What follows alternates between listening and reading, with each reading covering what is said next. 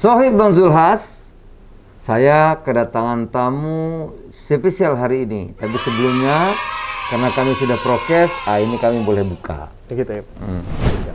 Sekarang ini pandemi sudah masuk tahun kedua.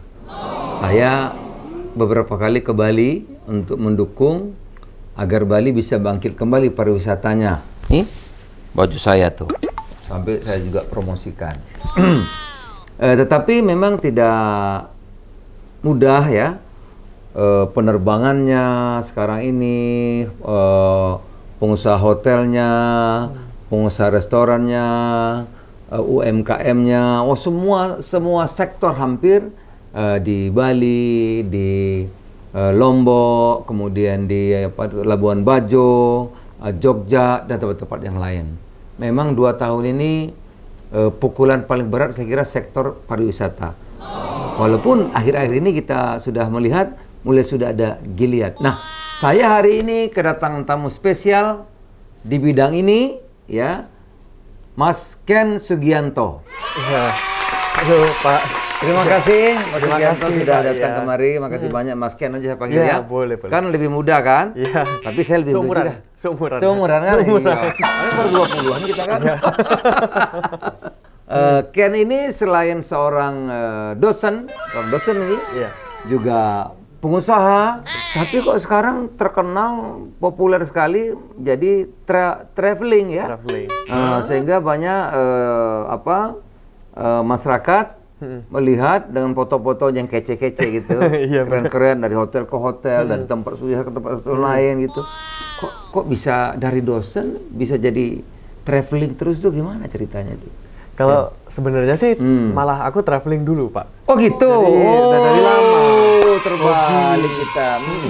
Kalau dosen baru tahun lalu. Oh gitu. Tahun Jadi lalu. punya keahlian traveling dulu, jalan terus, tahu Jalan-jalan, banyak, iya. mulai ngajar. Jadi begitu lulus S2 kemarin ditawarin jadi dosen. Jadi baru 2 tahun sih kalau dosen. Baru. Dosen apa? Ngajar apa? Aku dosen manajemen. Oh, Business manajemen. Iya. Awalnya gimana kok bisa jadi traveler itu? Aku dulu tuh sebenarnya nggak kepikiran juga untuk jadi content creator ya. Memang seneng traveling karena hobi. Ya kok bisa hobi traveling? Hobi. Kan mahal, mesti Waktu bayar dulu tiket, ya, waktu bayar dulu masih hotel. bareng sama orang tua kan. Waktu dari SMA, kuliah kan seneng traveling kan. Oh. Terus habis gitu, Ngerorong bapak ibu terus. kalau sekarang udah bayar sendiri. Sekarang nggak lagi bayar udah, sendiri, nggak lagi. iya. Oke. Ya. Terus habis gitu, dari situ, terus aku seneng explore, ternyata semakin didalami semakin seneng nih. Oh. Jadi pengen ke tempat-tempat baru, karena kan dapat experience baru, ketemu orang-orang, ya kan belajar banyak. Oh, awalnya keluarga ini sama jalan-jalan. Sekarang udah besar. lama-lama keterusan. Sama teman, sama sekarang sendiri gitu. Oh, terus sekarang. Dulu Ketagihan. pertama kira-kira kota mana tuh yang di Dulu ya Bali. Oh, pertama Bali. Iya. Oh. Bali masih kecil kan ya, masih pertama-tama ya Bali gitu-gitu ya. Oh. Kita lihat ya foto-fotonya itu. Waduh, kita pengen juga itu. Saya kira Sohib Bang Zulhas aja ngelihat foto-foto ya, indah-indah, hotel-hotel yang bagus. Siapa sih yang nggak kepengen gitu? Sudah kemana aja itu? Dan bagaimana? Mahal nggak sih itu? Kalau misalnya pergi-pergi traveling biasanya kalau nggak luar negeri, dalam negeri gitu sih. Jadi kalau ke negeri ya ke negara-negara di luar sana gitu. Kayak Jepang. Pengalaman yang paling berkesan mungkin ya, yang paling berkesan. Setiap negara soalnya ada ceritanya Ada sendiri. Iya. Kalau Jadi asik-asik Indonesia? sendiri. Kalau Indonesia paling berkesan Labuan Bajo kemarin. Oh, nggak salah. Keren banget Labuan Nggak Bajo. salah itu Sohib Bang Zulhas. Saya yang dulu waktu Menteri Kehutanan, Labuan Bajo itu kan di bawah kekuasaan saya. Jadi memang bagus, pasirin saja pink. Bener. Di mana lagi pasirnya pink ya? Ya, Cuma coba di Labuan Bajo. Ya. Keren. Ada apa lagi Labuan Bajo? Labuan Bajo yang keren biasanya kan kalau kita kan nggak punya sertifikatnya nggak bisa diving kan. Jadi kita cuma bisa snorkeling. Nggak diving? Nggak, Waduh, belum sempat saya. diving. Di situ Keren kan katanya ya. ada 8 spot untuk diving. Ada 8 spot itu di sana. Iya. Iya, itu indah luar Iya, biasa. belum Satu punya. spot ke tempat lain beda-beda. Nah, kalau Boleh. cuma snorkeling kan atas saja. Cuma atas saja iya kemarin. Iya, terus Tapi sayang. itu aja udah bagus banget. Bagus banget. Padahal cuma snorkeling. Labuan Bajo ya.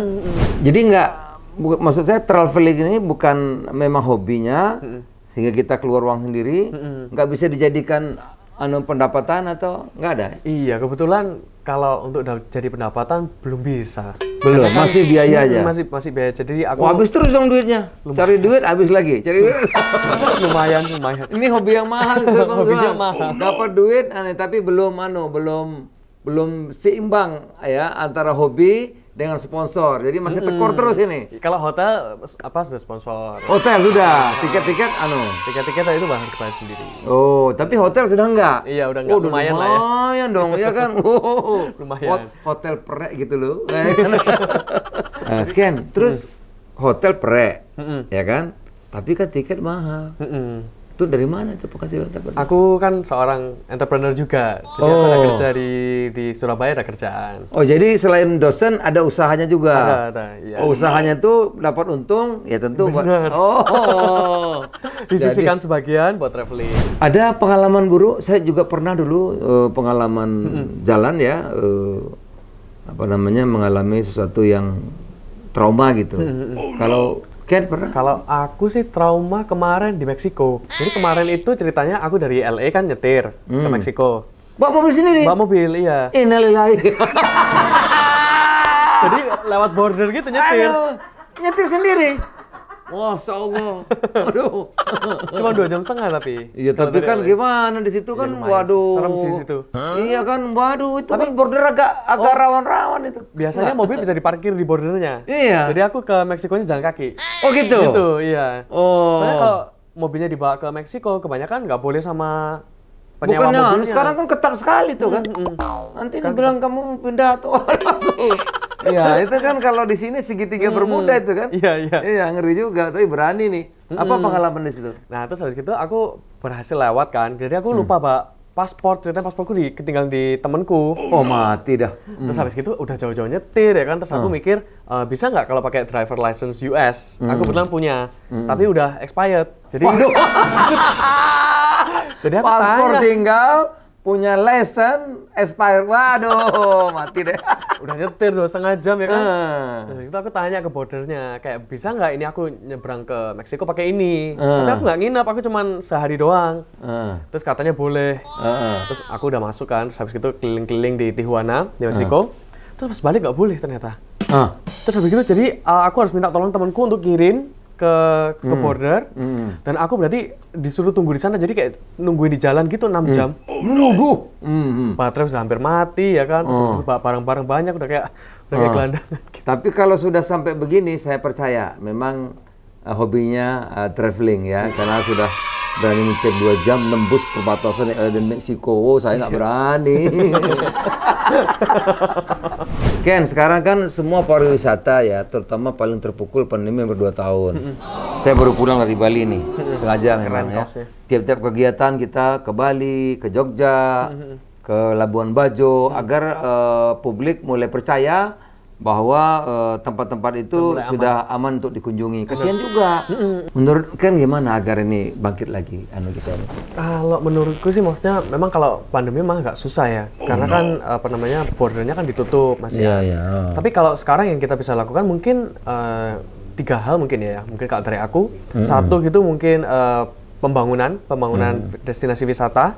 Mungkin aksesibilitasnya supaya ada fasilitas umum sehingga pada saat tempat-tempat bagus tuh didatengin sudah siap gitu. Karena kan di Indonesia banyak banget tempat yang bisa dikunjungi ya, maksudnya nggak cuma pantai tapi ada padang pasir ya kan, macam-macam itu bisa dikelola lebih lagi. Terus yang kedua mungkin pemberdayaan sumber manusianya ya. Orang manusia terlatih lah ya.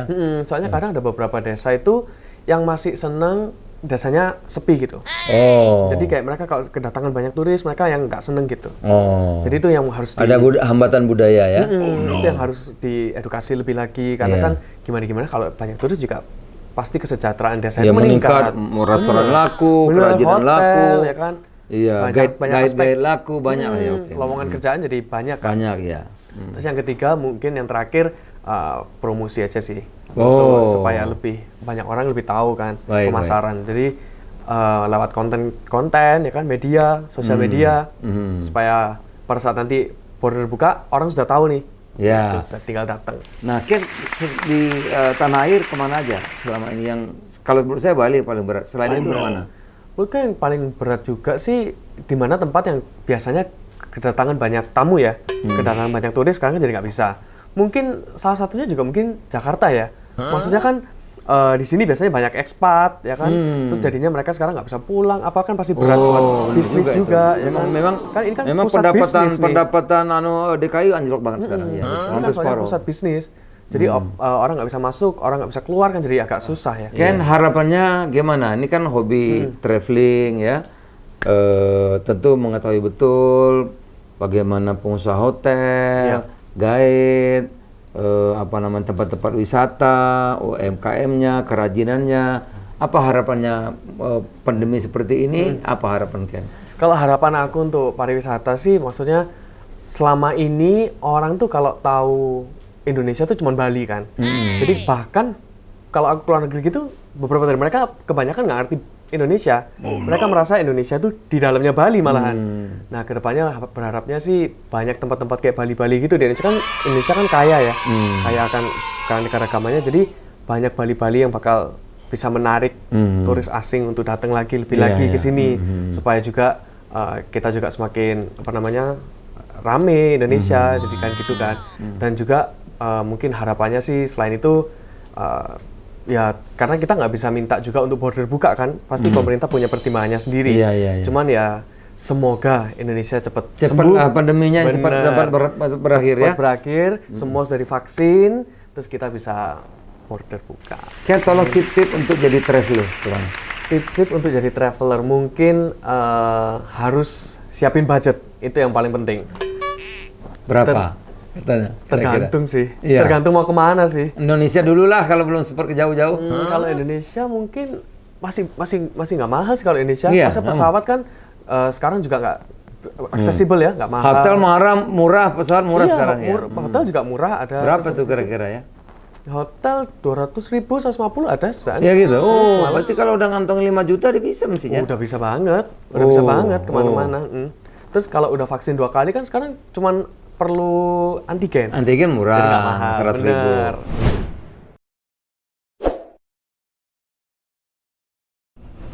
Saatnya sekarang kita tanya cepat, kan? Ya.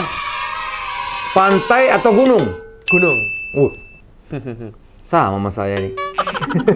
Nihi Sumba atau Raja Ampat? Nihi Sumba. Nihi Sumba, karena Raja Ampat belum, kan? Belum. Backpacker atau luxury travel? Kalau bisa luxury ya. Luxury kalau bisa, cuma mahal dikit ya. Cuma mahal ya. Oke. Swiss atau Gunung Bromo? Gunung Bromo. Gunung Bromo. Oke. Khusus mahal. Mahal.